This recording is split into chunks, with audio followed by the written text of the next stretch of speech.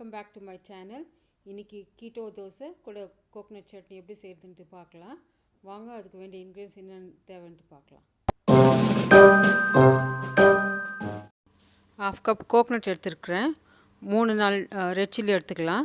1 table spoon flax seed, இஞ்சி கருவேப்பிலை வேணும், கொஞ்சம் உப்பு, 2 முட்டை வேணும். இப்போது கீட்டோ சட்னி செய்யலாம். 1/2 கப் தேங்காய் வச்சுருக்குறேன். சின்ன சின்னதாக கட் பண்ணி, சின்ன பொடிசாக கட் பண்ணிங்கன்னா உங்களுக்கு சீக்கிரமாக அரைஞ்சிடும். தேங்காய் ஆட் பண்ணிக்கலாம். உங்களுக்கு ரெட் சில்லி வேணால் ரெட் சில்லி போடலாம், க்ரீன் வேணால் க்ரீன் போட்டுக்கலாம். இன்றைக்கி நான் ரெட் சில்லி போடுறேன். இஞ்சி ஒரு துண்டு, ஒரு 4 பீஸ் ரெட் சில்லி போடுறேன். உங்களுக்கு காரம் எவ்வளோ வேணுமோ அது மாதிரி போட்டுக்கோங்க. கொஞ்சம் உப்பு ஆட் பண்ணிக்கலாம். கொஞ்சமாக தண்ணி போட்டு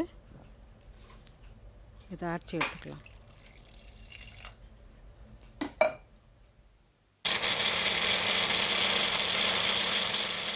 இந்த கன்சிஸ்டன்சிக்கு நம்ம சட்னி அரைச்சி எடுத்துக்கலாம். சட்னி ரெடி ஆகிடுச்சு. பாதி சட்னி நம்ம தோசைக்காக வைக்கிறோம். மிச்ச பாதி சட்னியில் நம்ம தோசை பேட்டர் செய்ய போகிறோம். இந்த ஜாரில் சட்னி இருக்குது பாதி, அதில் 2 முட்டை ஆட் பண்ணிக்கலாம். அதில் இது தோசை பண்ணுறதுக்கு தோசை பேட்டர் மாதிரி அரைக்கணும். அதனால் 2 முட்டை போட்டுக்கலாம். அதில்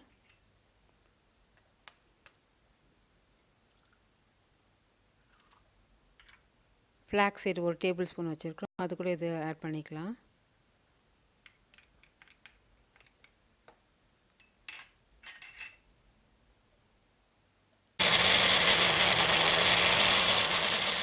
இப்போ இந்த பவுலில் அரைச்சி வச்சு இந்த தோசை பேட்டரை ஆட் பண்ணிக்கலாம். இதில் நான் சால்ட் எதுவும் சேர்க்கல. இது கூட கொஞ்சம் சால்ட்டும் கொஞ்சம் பேக்கிங் சோடாவும் ஆட் பண்ணிக்கலாம். ஜஸ்ட் 1 பிஞ்ச் போதும். சால்ட் 1 பிஞ்ச் போட்டுக்கலாம். Baking soda 1 pinch. இதை நல்லா மிக்ஸ் பண்ணிவிட்டு நம்ம தோசை பண்ணலாம். இதில் இது கரெக்டான கன்சிஸ்டன்சி இந்த மாதிரி இருந்தால் கரெக்டாக இருக்கும். தின்னா நல்லா கிறிஸ்பியாகவும் வரும். தவா நல்லா சூடாகிடுச்சு. இந்த பேட்டரில் நம்ம தோசை பண்ணலாம். நல்லா நம்ம நார்மல் தோசை செய்கிற மாதிரியே நல்லா கிறிஸ்பியாக நல்லா மெலிசாக வரும். இதை கொஞ்சம் நல்லா மெலிசாக ஸ்ப்ரெட் பண்ணிவிட்டு எண்ணெய் போடலாம். கோகோனட் ஆயில் போடலாம். இது ஹெல்த்தியாக இருக்கிறதுனால நீங்கள் கோகோனட் ஆயில் யூஸ் பண்ணிக்கலாம். 2-3 ஸ்பூன் கூட போடலாம், ஒன்றும் பிரச்சனை இல்லை. ரொம்ப சீக்கிரம் வந்துடும்.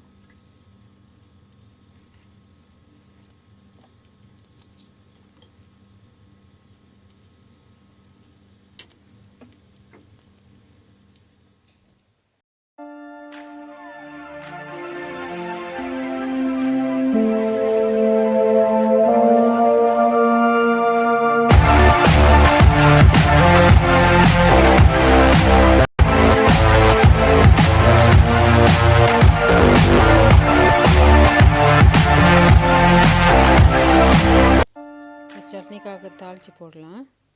ஒரு பேனில் 2 டேபிள் ஸ்பூன் எண்ணெய் போட்டுக்கோங்க. இது கோகோனட் ஆயில். இது எண்ணெய் நல்லா சூடானதும் கடுகு சேர்த்துக்கலாம். கடுகு நல்லா பொரியணும்.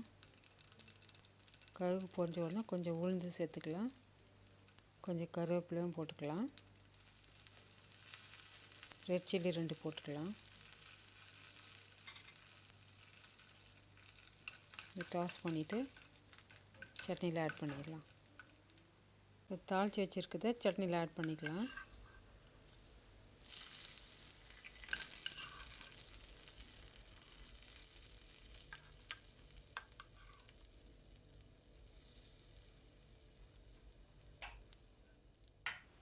ஹெல்த்தியான கீட்டோ தோசை கூட கோகோனட் சட்னி ரெடி ஆகிடுச்சு.